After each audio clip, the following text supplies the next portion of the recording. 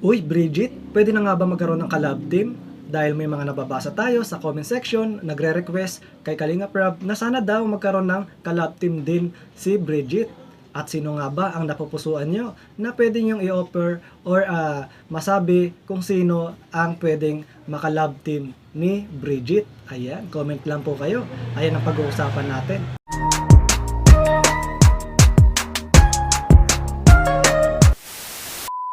Hello mga kalingap, kamusta kayo?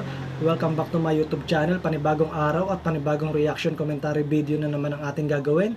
Pero bago tayo magsimula, gusto ko muna kayong batiin ng good morning, good afternoon, good evening kung nasan man kayo mga lokasyon ngayon. Sana sa mabuti kayong kalagayan. At may love shoutout kay Kuya Bal, Ate Edna Kalinga Prab. Ayan, happy birthday nga pala kay Kalinga Prab. Sana marami ka pang matulungan at good health po sa iyo lagi. At ayun nga po, may love shoutout din kay Presbyrador. At mega love shoutout din sa ating mga kagrupo sa Karepa. Mega love shoutout po kay Ma'am Anarita Reyes. Mega love shoutout kay Tita Maria Lewis Vlog. At suportahan natin guys ang mga Kalingap Angels. Ayan, shoutout po sa mga ka-Jomcar, kay Edsy, kay Mick Reese. At shoutout din kay Joy Diwata. Ayan. At syempre kay Bridget. Suportahan natin guys. So ayun nga guys, pag-usapan natin Bridget. Pwede na nga ba magkaroon ng collab team? Dahil may mga nababasa tayo sa comment section, nagre-request kay Kalinga Prab na sana daw magkaroon ng collab team si Bridget. At sino nga ba ang pwedeng makalab team ni Bridget? Comment lang po kayo dyan.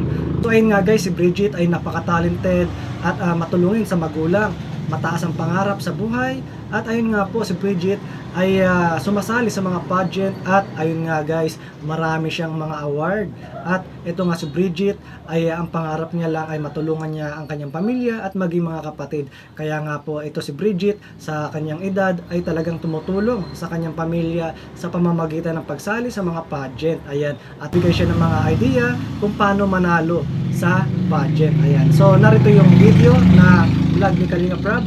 Panoorin muna natin bago tayo magkomento. Bridget, talagang tuloy-tuloy yung pagsali mo sa pageant. Opo.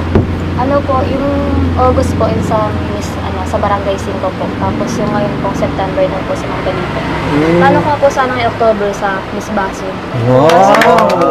Kasi wala po, ano po kasi kapag pagod ka na po pag para sali baga po ng pageant, parang hindi mo po nabibigay na yung best mo pag nagsali ka ulit. Kaya sabi ko po, Bakit ba yan palagi kang sumasali sa pageant?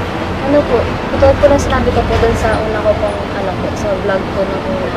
Siyempre po, malaki din po talaga yung tulong kapag po nakakapanalo ka sa pageant tapos yung mga sponsors po. Kaya po kada po sumasali ako sa pageant, naghahanap ako ng sponsors. Saka hindi ka lang basta sumasali, talagang nanalo pa siya, ang title. Ang galing sa mga sagot niya. Sige nga, ikaw nga sample.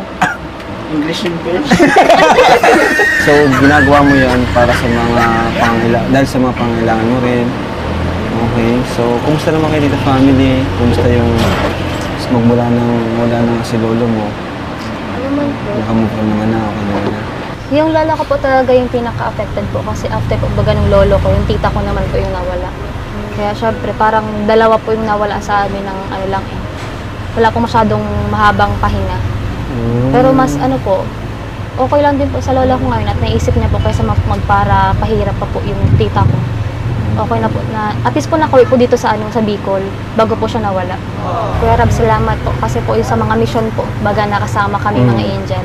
Nakatulong po siya kasi po pag first year ka po kasi sa college, sobrang laki po ng gastusin ninyo kasi parang doon po nilalabas lahat ng kailangan yung bayaran. Okay. Doon po sa mga pagsama ko po, nakatulong po sa pagbayad. Kasi syempre po, di man po pwedeng mag-asa kala mama kasi 4 po kami nag-aaral.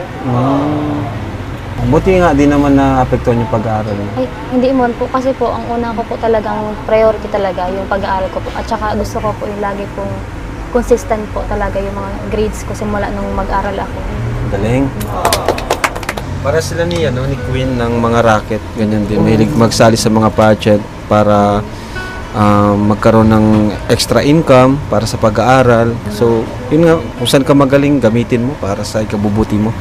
Sa akin parang natutuwa ko sa kanya kasi nga nung nakikita ko baga na parang porsigido talaga siya na pagsali niya sa pageant. Hindi lang siya yung basta dahil may gusto siyang patunayan. Oo. Pero talaga para makatulong na rin sa family niya. Kaya kung yun nga, kung ano yung kaya mong gawin para sa family mo, patuloy mo lang. Tapos same nung kay Beshi, andito naman kami, huwag kang papanghinaan ng loob. Susuportahan ka namin. Hindi lang basta magpasikat, no? Oo, Talagang hindi lang. ginagawa niya para sa sarili niya dahil kailangan niya talaga. Ayan, Bridget. Pati naman ng mga mga award mo. Sa school Oo nga. po. Sa school po. Ay, may school na may pageant pa. O sige, sa school muna. Sa school mo. Nasa labas po kasi, di po kasi po siya dito. Yung Ang na lang tayo sa labas. Hindi, okay lang po, kunin ko lang po Dito na dito. lang tayo sa Pag loob. sa labas po kasi, padaan. Ay, ang bilis, naka-ready pala. Naka-ready, guys. Grabe, no? Ibig sabihin, Bridget, dito ka lang natutulog. Pag may bagyo, hindi wala ka dito. Opo.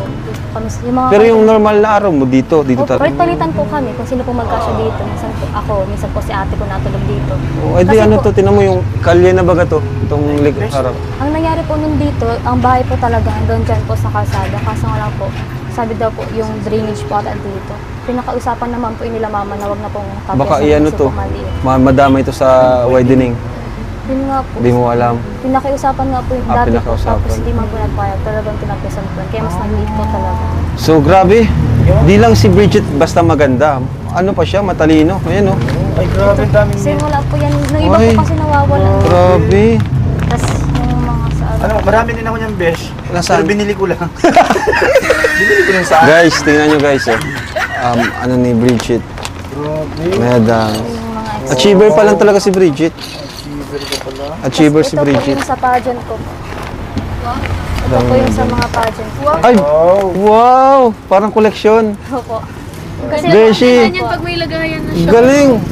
Wow. ang plano po sana namin ni mama kung Parang bagay din yun sa akin. Kung Sige nga, mag-space po sana, suot mo. lalagay po sana sa Ganda niyan kapag may lagayan siya ka. nga. Kaso nga lang wala pang space dito kasi tsaka Suot mo. natutulog dito.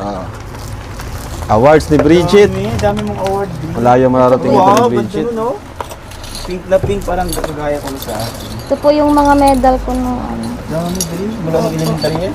Opo, kasi yung iba Buti po na yung ipon mo, no? Inipon mo yung sa'yo wala Kaya na. nga, wala na. Yung iba po kasi na medal Ako na wala parang talagang iipunin. ano lang po. Kalipat-lipat kasi kami ng bahay, kaya ano. Bago Ano siya. ba, tanungin natin si Bridget, ano ba yung, para manalo, ano yung sekreto para manalo sa pagpapassion? Ano po? Para nga malaman ni Beshi. Oo, para magka-idea. Ay, wala ka talaga doon. Ganda. Ano po, ang ginagawa, nung una po kasi napagsali ko, grade 7 pa lang po ako nun. Ang marami po ako syempre pagkakamali nun. Tapos di po talaga ako nagpa-practice. Kaya ngayon po, syempre po sa dinami-dami ko ng sinalihan, siguro ang pinaka, bagay na kailangan magkaroon ka bago manalo is yung experience po talaga. Kasi di po natuturo yung experience eh. Kung ikaw po talaga nandun sa sitwasyon na yun, natuto ka, yun na po yung magiging parang panglaban mo po. Galing. Para manalo. Ayan. Pero ayun nga po, sana nga po magkaroon ng collab team si Bridget. Ayun din sa mga comment section ng mga nababasa natin. Deserve naman ni Bridget kung sakaling siya ay matulungan dahil nga po napakabait na bata at very talented at mataas ang pangarap sa buhay.